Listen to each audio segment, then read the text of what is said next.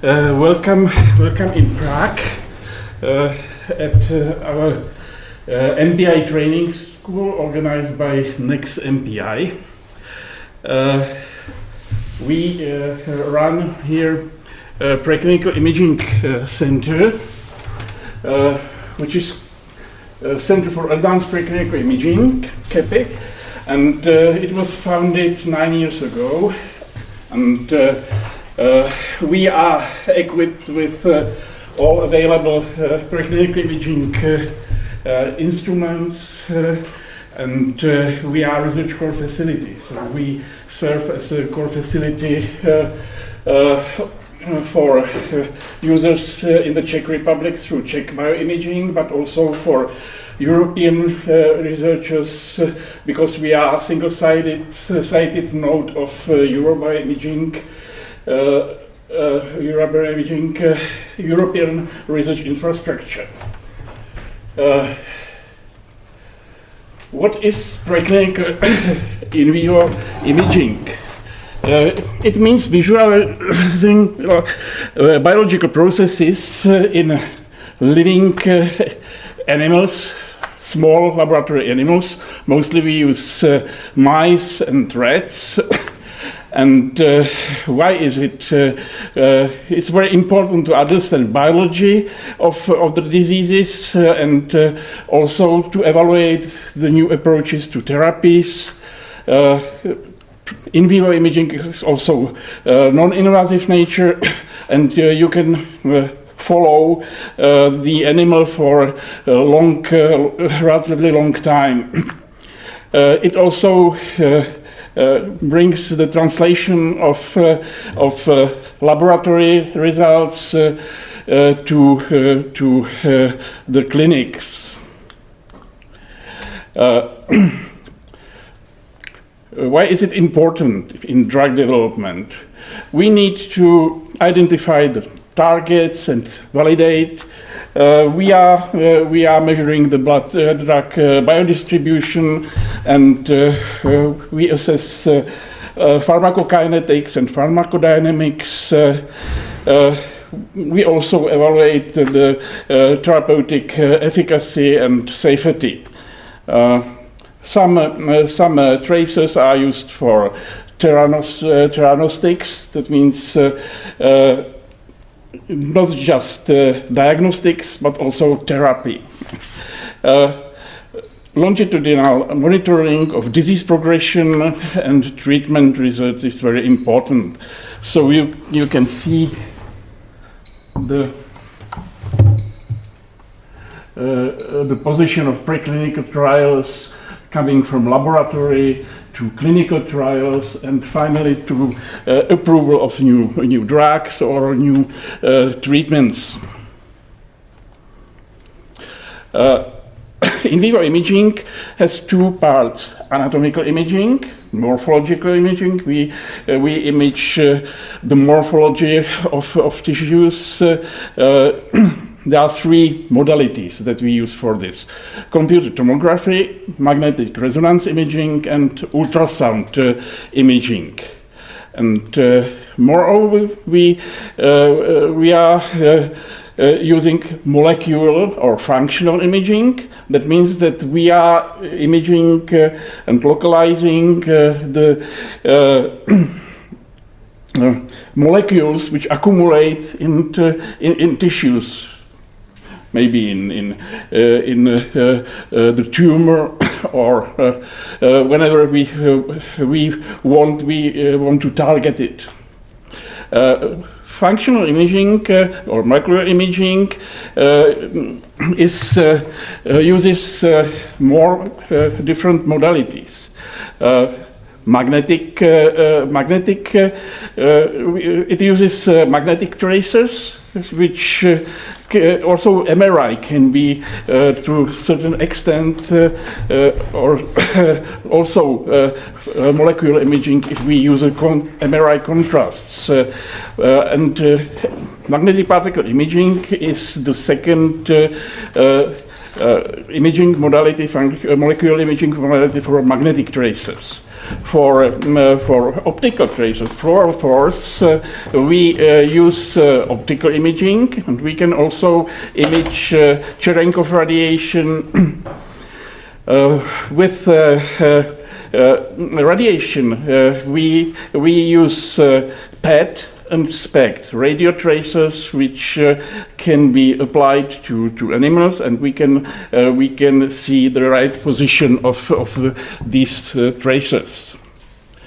I will start with optical imaging, which is the most common imaging method in many laboratories, because it is relatively cheap and high throughput method. It's based on light interaction with tissues. It uses two main modalities, bioluminescence imaging and fluorescence imaging. Often uses near-infrared wavelengths for better tissue penetration. Principle of fluorescence imaging is excitation of fluorophore by certain wavelength of light. We have a lamp that illuminates these fluorophores, and they emit light at a longer wavelength. It's very versatile because there is big amount of commercial available fluorophores, and also there are genetically modified animals with fluorescent proteins, which we can transplant, for example, stem cells, and the progeny of these stem cells will glow as well as the original stem cells. We preferably, well, no, I will come to it later. Bioluminescent imaging is imaging without illumination. It is imaging of genetically modified cells or tissues where we introduced the firefly luciferase or similar enzyme, which is responsible for glowing of fireflies. And when it gets its substrate, luciferin, it starts to glow. It needs to be live cells because it utilizes ATP. There are several different enzymes which are used for this, the firefly luciferase, but there are also so-called left-shifted luciferases, which are a little bit better seen in the tissue.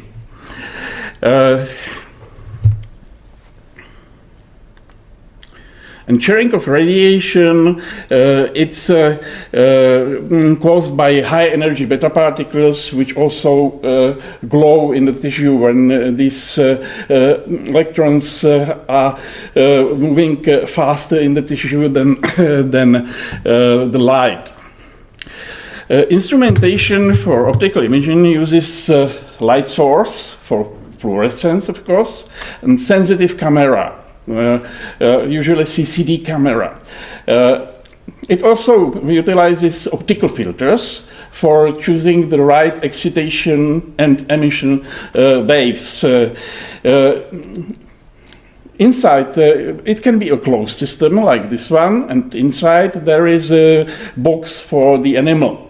We can put there usually in optical system, closed system, more than one animal, maybe 4 or 5. The biggest cabinets can image 8 mice at once. There are also open systems, which are used for fluorescent-guided surgery. We can stain the tumor cells, and the surgeon can use a surgical microscope, and he can control on the screen if he really removed all the tumor without removing a lot of surrounding tissue.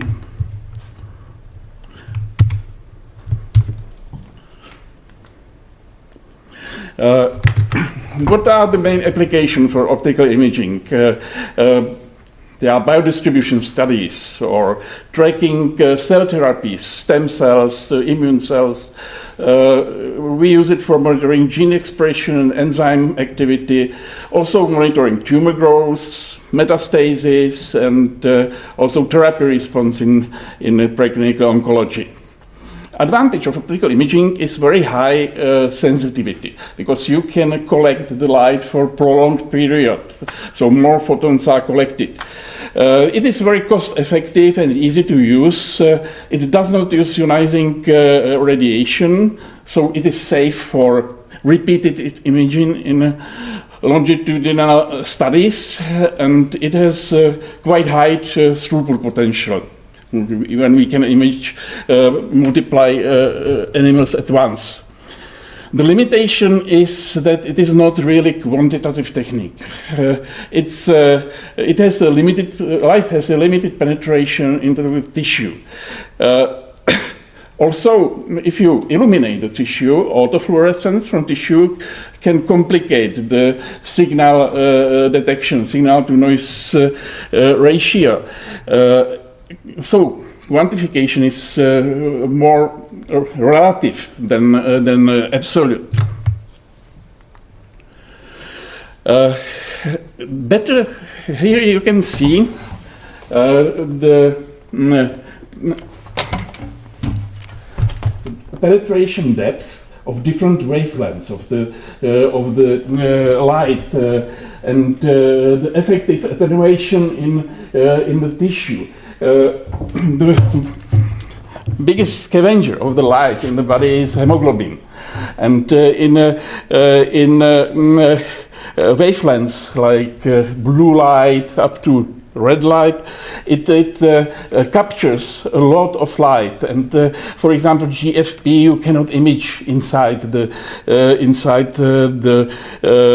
animal. Just if you will inject maybe GFP tumor subcutaneously, but not inside the body. So we use near-infrared imaging, because near-infrared light penetrates much deeper compared to other wavelengths. And we can use two optical windows. First window is around start is at 650 nanometers up to 900 nanometers. The oxygenated and deoxygenated hemoglobin does not capture so much light in these wavelengths. There is a lot of available dyes which are safe to be used, and you must direct the tracer to the cells or tumors or whatever you want to image, and you can couple it to a tracer, and then you will see where the tracer accumulates. Last maybe 2 years, there are also available devices which use near to or shortwave infrared wavelengths. It is the second imaging window. It has many advantages because the light penetrates deeper. There is no scattering and almost no autofluorescence in these wavelengths. But there is not available so many tracers for these wavelengths. But our colleagues chemists are working on this. Here you can see the differences of penetration: the light, the red light and green light, and the blue light into into the body. And here you can see if you inject intravenously the tracer, the dye, you can easily observe the veins inside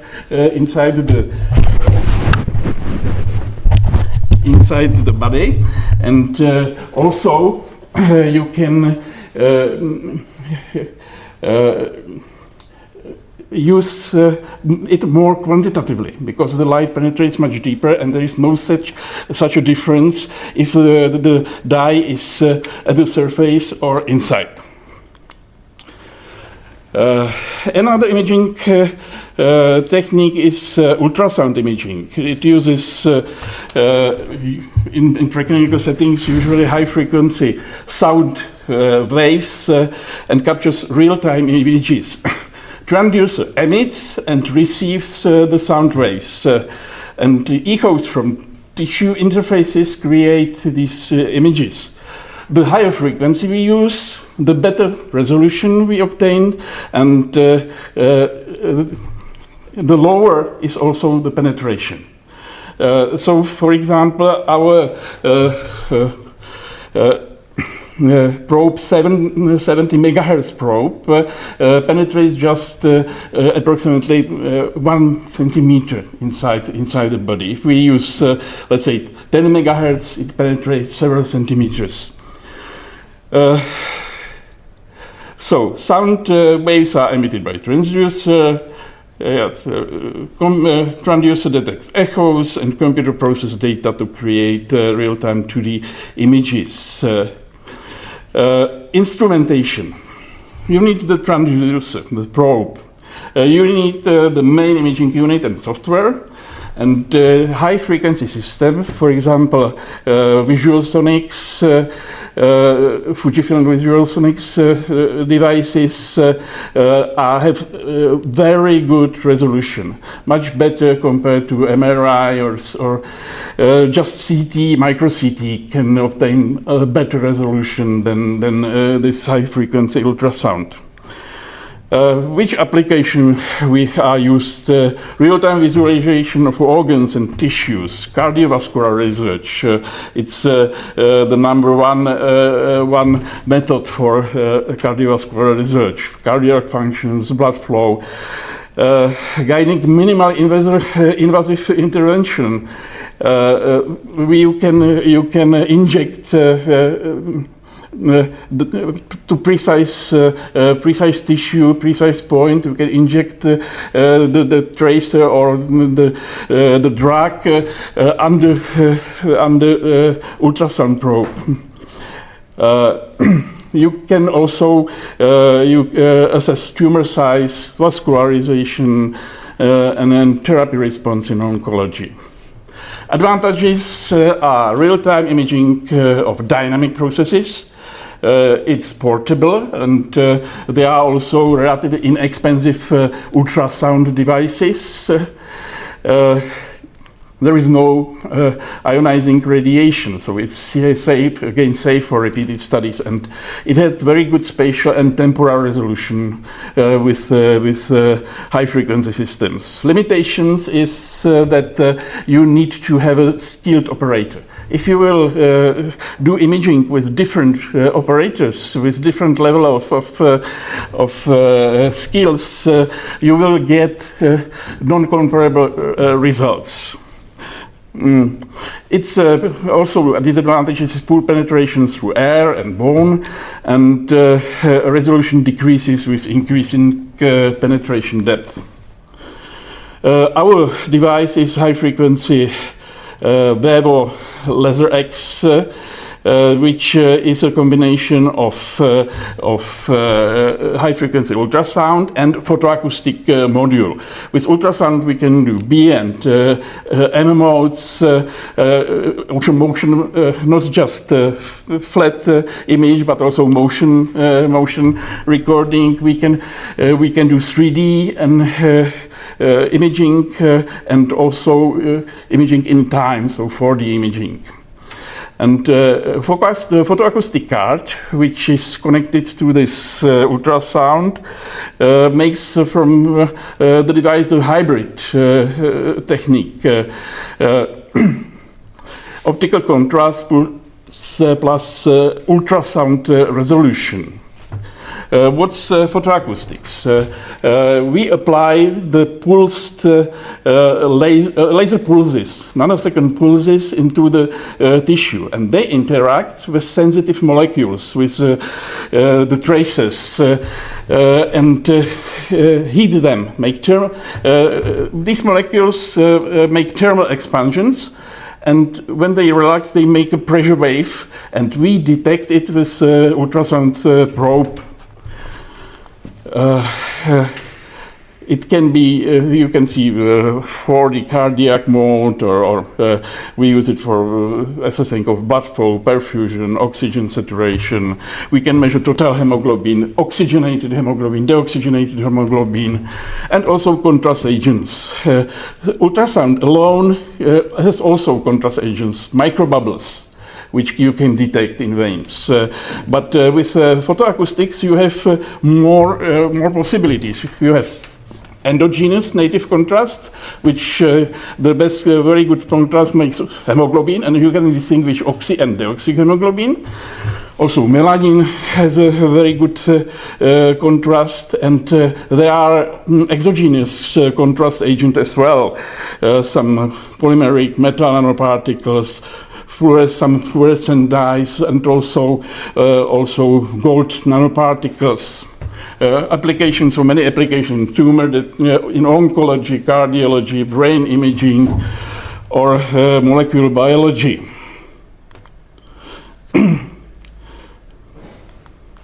Advantages of photoacoustic imaging is high spatial resolution.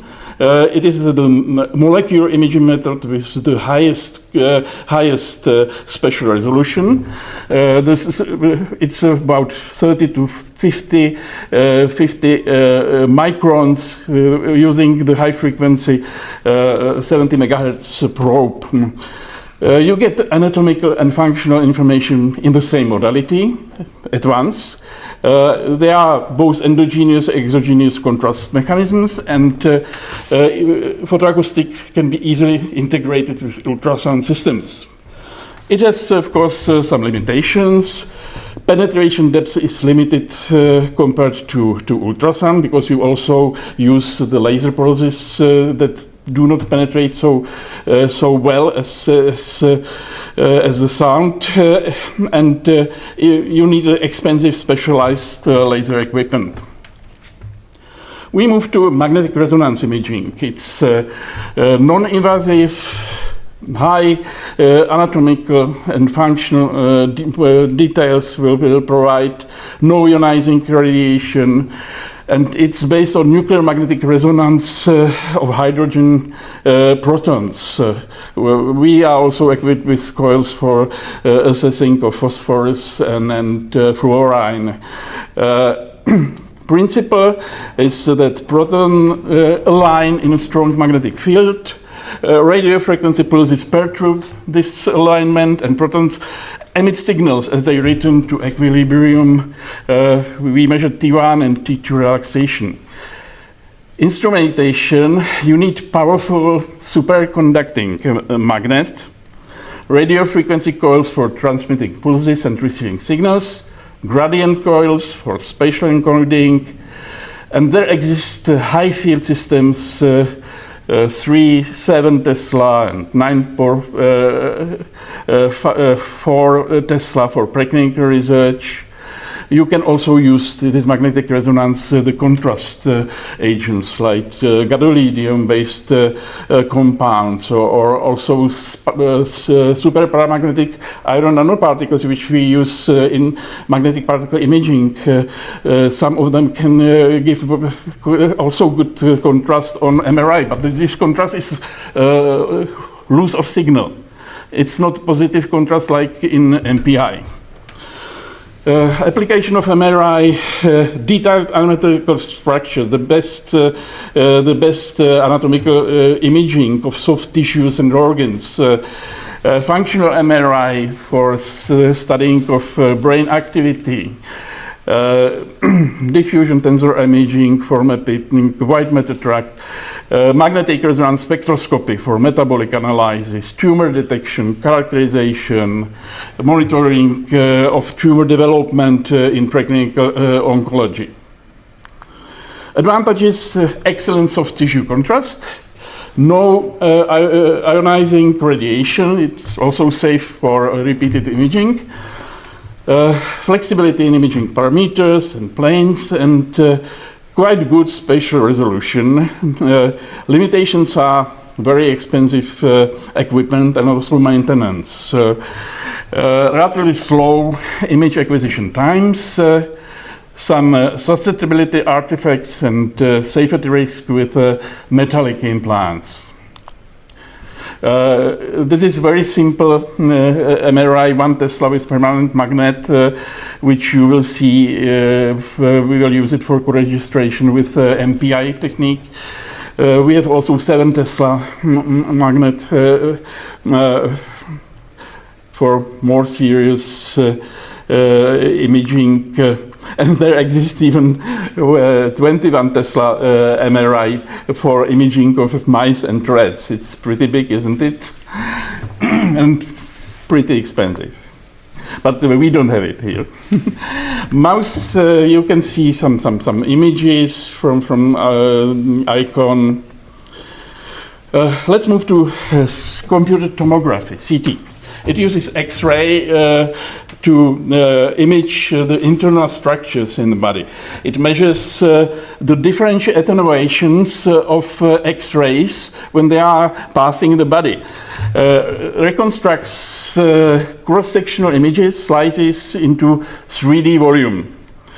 The density is measured in Hounsfield units. Principle: strong static. It's. I did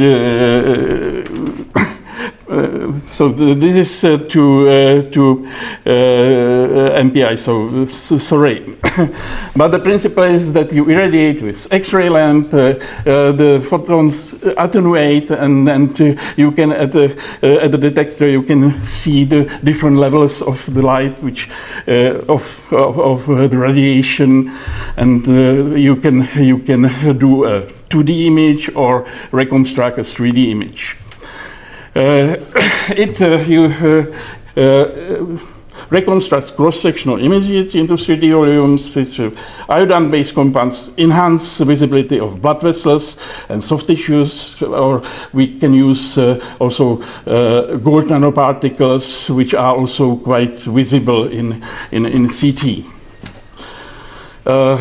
Applications: high-resolution anatomical reference for other modalities. Both density measurement and skeletal disease studies, quantifying tumor volume, monitoring treatment response in oncology, and flat panel volumetric CT can be used for imaging vascularization in tumors. Advantages of CT imaging: high spatial resolution with the specialized micro CTs, which are not intended for imaging the whole mice, but just organs. You can achieve micrometer resolution. It's excellent for imaging bone and calcified tissues. It's fast image acquisition when you compare it to MRI, and everybody knows, and everybody was imaged at the CT, so it's clinically well established, and translatable from animals to human. Limitation is ionizing radiation. That means that you influence the health of the animal if you repeatedly image in longitudinal studies. And also a poor contrast resolution for soft tissues if you don't use contrast agents. Now we are moving to a spectral CT imaging. That means that there is measured not just this attenuation at once, but in different spectral regions. And this spectral CT, we have a tender for the device. I hope that we will have it in a few months. It will allow you to do a color CT, better imaging of soft tissues, and also imaging of molecules inside the body, different molecules, different atoms. This is positron emission tomography is the gold standard for preclinical imaging, molecular imaging. It has a great advantage across all the other methods, PET and also SPECT, that you can traces are just atoms, not big molecules like some fluorophores or nanoparticles. So they do not influence much the biodistribution studies, pharmacokinetics, pharmacodynamics. It's highly sensitive nuclear imaging that detects annihilation photons. It's beta plus production. The positron travels from the trace atom, short track, and annihilates with electron, and it emits two very energy photons which run in opposite directions. And in PET you have a ring of detectors, and if electronics finds the coincidence that they are at the same time the two high energy photons, so that means that the signal lies at the cross sections of these events. Positron, so principle is positron emission and annihilation, detection of two coincident 511 kilo electron volt gamma rays traveling to opposite directions, and reconstruction of 3D image based on radio tracer distribution. Instrumentation. PET scanners with ring detectors. The best tracer atoms would be biogenic atoms like oxygen, nitrogen, or carbon, but these isotopes emit positrons, yes, but they have very short lifetime in minutes. It would be very nice to stain your biogenic molecule with some atoms of oxygen or nitrogen or carbon, but you have not enough time to do it. So some of these best radioisotopes for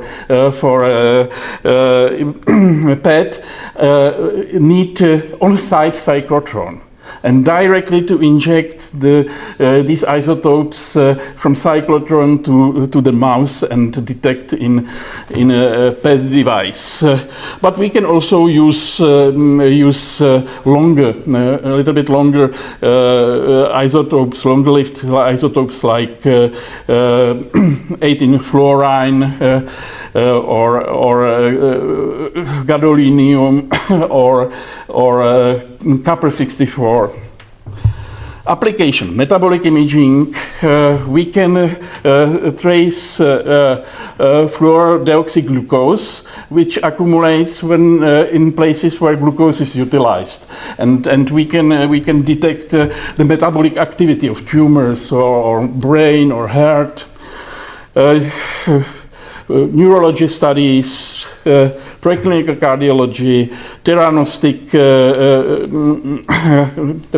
use, evaluating drug efficacy, pharmacokinetics, and dynamic studies. Advantages of PET imaging is very high sensitivity. It can detect picomolar concentration of traces, potential for quantitative imaging, good spatial resolution with micropet, and it's highly transplantable again to human studies.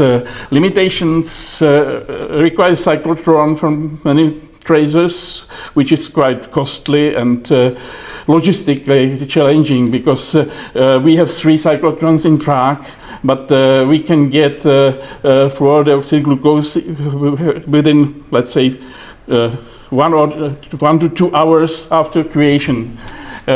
So it's usable, but we cannot use 11C or other short-lived isotopes, because the cyclotron is not in our place. Radiation exposure to animal, of course. They are really high energy photons, which even penetrate through the 5 centimeter of lead. Spatial resolution might be lower than CT or MRI for fine details. The voxel size in the preclinical scanners is around 1 millimeter.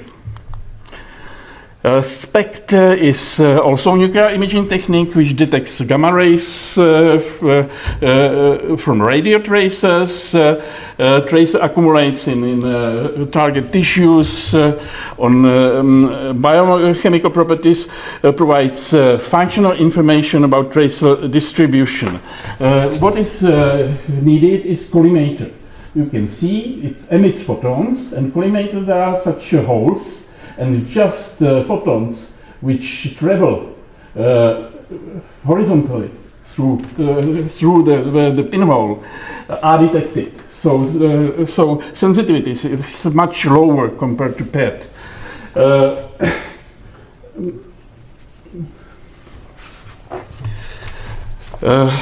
Gamma rays are emitted by radio tracers detected by gamma cameras. Usually you have 2 or 3 gamma cameras, not the whole ring like in PET. You use pinhole collimators, single pinhole or multiply pinhole collimators for high resolution in preclinical systems, and data from multiply angles are reconstructed into 3D image. Gamma cameras with detectors and collimators, pinhole collimators, image processing system, and the most common isotope which is used in human imaging is technetium-99 metastabile. Also different isotopes of iodine are used, indium, and other traces. You can even image with some devices. You can image multiply isotopes and distinguish them. For application of SPECT in drug development, again assessing perfusion in organs, heart, brain, studying receptor binding and neurotransmitter systems, monitoring distribution of radiolabeled therapeutic agents, tumor detection, staging, and monitoring in oncology, monitoring treatment. It provides direct functional information. Some isotopes have longer half-life. Even if we want to study for, let's say, a week or longer, we can use iodine isotopes, which has 45 days half life, ability to perform multi-isotope imaging, but limitations. Usually, but not always. There are some machines which have even better resolution than PET. But most of machines have lower spatial resolution than PET, and CT involves, again, radioactive tracer, so radiation exposure, and complex image reconstruction need. This is our imaging device for CT, PET, and SPECT. Often these devices are multimodal because you need to see where is it in the body. So you have a CT or PET or MRI, and then we can image PET or SPECT and colocalize with CT image. You can see, for example, accumulation of iodine-stained polymer in the tumor by EPR effect. And PET image, these were traced by CAPI-64, the high molecular polymer after oral application, and it remains in the digestive tract. There are, of course, radiography, scintigraphy limitations because high radiation exposure of is affecting viability of the animals. There are quite high doses of radiation. Immune system, tumor growth can be compromised by radiation. Magnetic particle imager. So our last and main method for this training school. It's the newest emerging technique that directly detects magnetic properties of super paramagnetic iron oxide nanoparticles, spions. Tracer-based modality with no tissue background, with very high intrinsic contrast. Principle is that you have a strong static magnetic field, selection field, and and you create a field-free region. You oscillating magnetic field, right field causes sparks in a field-free region to change magnetization, and signal induced in receive coils is used to reconstruct 3D image of spion distribution. We will have much more information on the method later. Instrumentation, magnets for selection and dry fields, receive coils. Preclinical MPI scanners are commercially available from Bruker and also from Magnetic Insight. Superparamagnetic iron oxide nanoparticles are also produced by many chemist groups. Application, high temporal resolution for real-time 3D vascular imaging. Cell tracking. There are papers on tumor detection, staging, and potential image-guided therapies. It can be used also for magnetic inducing of magnetic hyperthermia and different diagnostic applications. Advantage is that it does not use magnetic radioactive tracers. It's safer for the animal than PET and SPECT. It has much higher temporal resolution than PET. Direct detection of the traces with no tissue interference, with superior contrast compared to MRI. No depth limitations, unlike of optical imaging. Quantitative measures of tracer mass, but it has also limitations. It's preclinical techniques, clinical translation is on the way. Magnetic Insight are working on the helmet for functional MPI. Limited availability of targeted spion tracers compared to other modalities. Also, the tracers are much bigger compared to the radioisotopes and influence the biodistribution.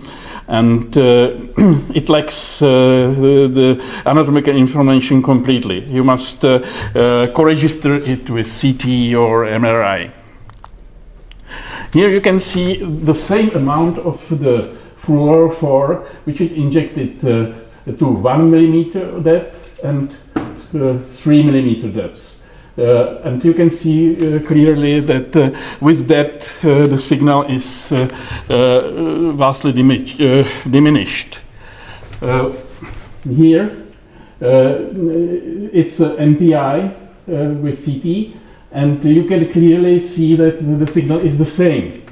And you can these patterns see also on MRI, but it's not definitely not so clear like in MPI. So. If you have any questions to any modality, just feel free to ask. Mm-hmm. Is there a limitation in photoacoustic imaging caused by heating of the sample, or is that not an issue? It's it is not so. Such a heating, such a big concentration of these sensitive molecules that it causes the burn of animals. So I did not observe it anywhere.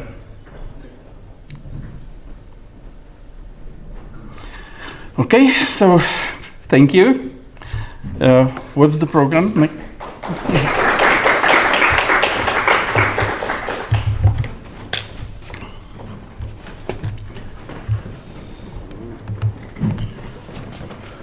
You have a following. Okay, so I will continue, but I don't know what I should speak about because Luděk already told you everything about MPI.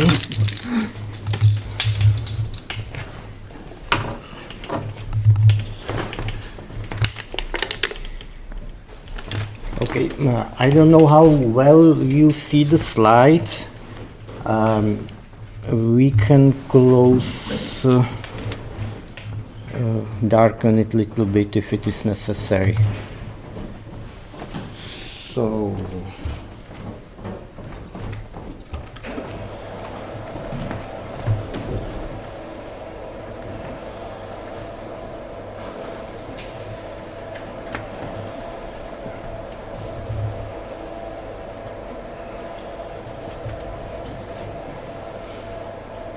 okay, let's leave it like this.